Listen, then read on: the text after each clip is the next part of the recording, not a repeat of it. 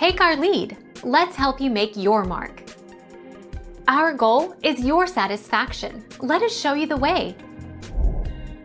Ernest Rutherford showed 1919 that nitrogen under alpha particle bombardment ejects what appear to be hydrogen nuclei. By 1920 he had accepted the hydrogen nucleus as an elementary particle, naming it proton.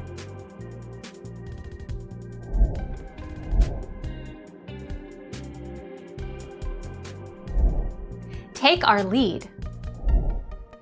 Ernest Rutherford. The discovery of the proton is credited to Ernest Rutherford, who proved that the nucleus of the hydrogen atom, i.e. a proton, is present in the nuclei of all other atoms in the year 1917.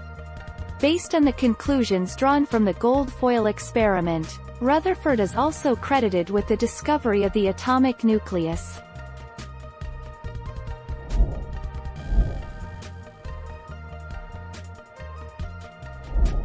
Take our lead. Let's help you make your mark.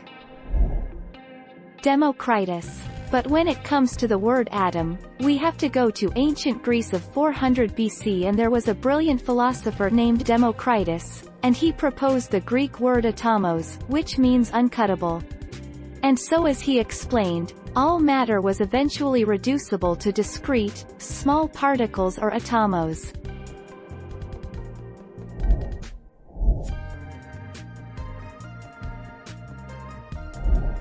Take our lead. Let's help you make your mark. The proton, one of the components of atomic nuclei, is composed of fundamental particles called quarks and gluons. Gluons are the carriers of the force that binds quarks together, and free quarks are never found in isolation. That is, they are confined within the composite particles in which they reside.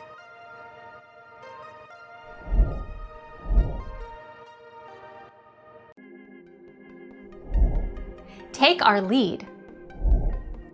Thomson. During the 1880s and 90s, scientists searched cathode rays for the carrier of the electrical properties in matter. Their work culminated in the discovery by English physicist J.J. Thomson of the electron in 1897.